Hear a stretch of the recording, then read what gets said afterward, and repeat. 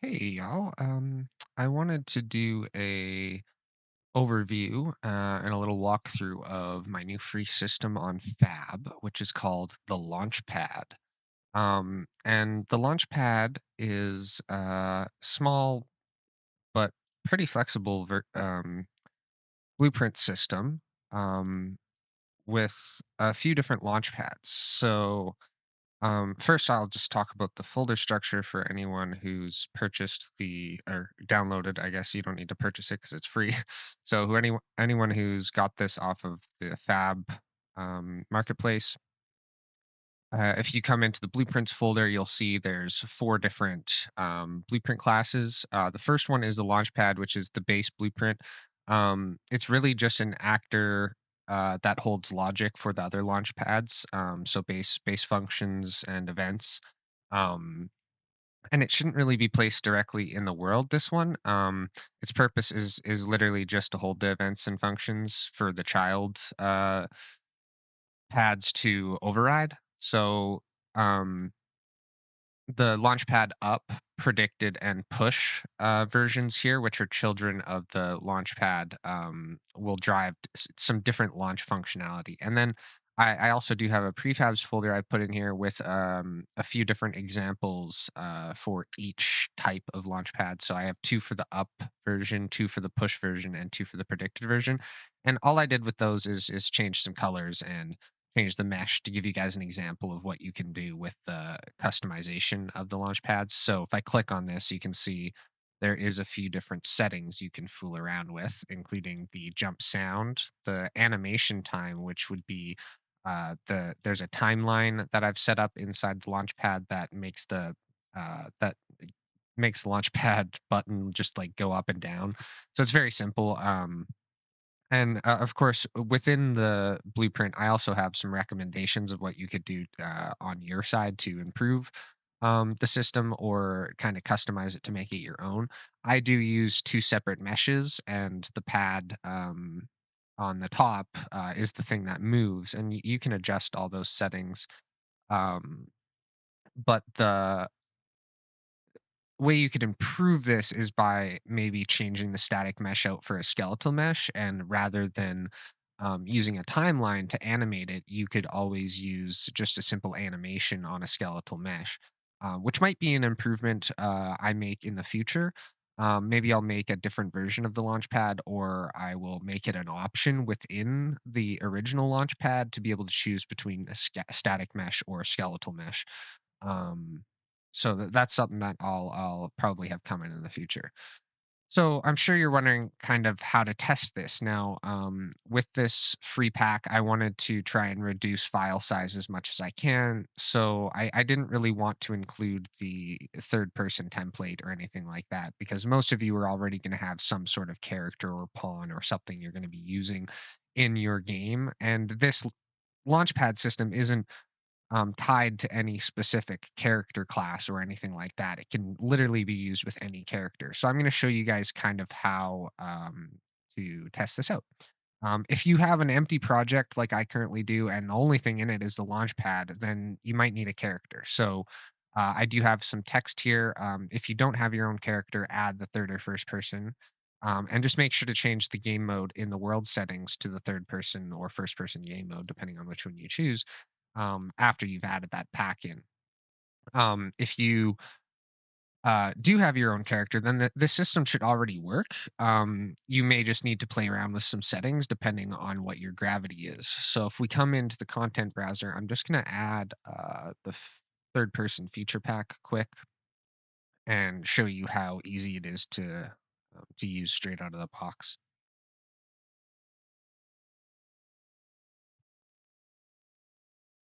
So once it's added there, inside my demo, I'm just going to choose third person game mode.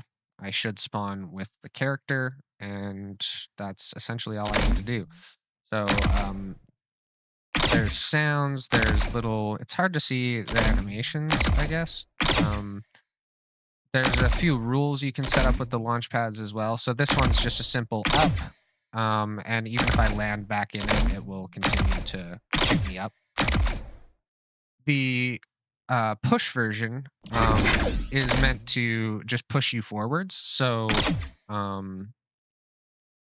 that one. So it's meant to just keep your kind of XY velocity and just give you a little up boost. The up version will shoot you more up, and it won't try to keep your XY velocity as much.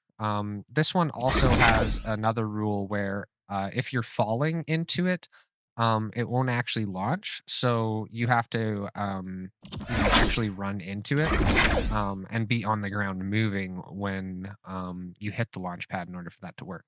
So the special launch pad in this setup is the predicted one. And this one, if I just stop for a second, you can see I have this little actor up here, which is called a target point, and it's a default actor in Unreal. If I search for target point in the place actors window, it will be default in here. You can drag these out, and essentially all it is a location in the world to keep track of. So it just has a sprite, and you can change the size or whatever. You can make child BPs of these if you want to add like some debug text or something like that.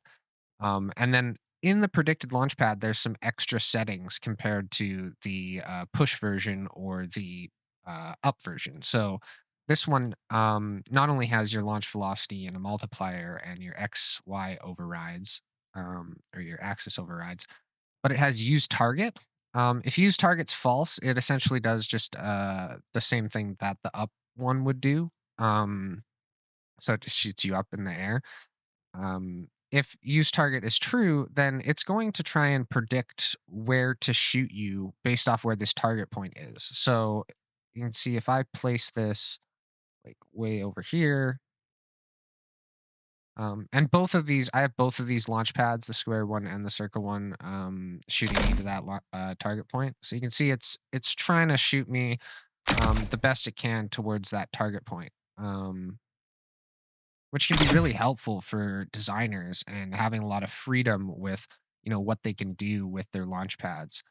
So if I bring this back here, I can just I can change this to whatever I need. I don't really have to change a whole lot of settings in here to change it. It's just going to try and predict the velocity it needs to shoot me out at to get me to that target point. So really cool. I hope you guys like it. It's free on my page. And I really wanted to offer this one for free so you can kind of see the quality of some of my systems. And hopefully this encourages you to maybe check out some of my other systems on my page. Just going to move this back down here. And that's about it. I'm not going to do a deep dive into the blueprints or anything because obviously you can get this for free on the marketplace. So if you have a little bit of understanding in blueprints, you guys can understand it very easily. It's not a very difficult system. Even if I just open the base Launchpad to show you how simple it actually is. It has a few construction settings for adjusting the style of the Launchpad. And then it has some things for adjusting the animation times, checking overlap, and launching the player. And we activate some effects like playing the sounds and the animation on the pad. And then there's some extra helpful things coming from the overlapped character. Like when the character reaches their apex of their jump and when the character lands, you can do certain things, which currently the launch pads don't do anything when that happens. I thought it would just be a cool thing to show that you can do if you want.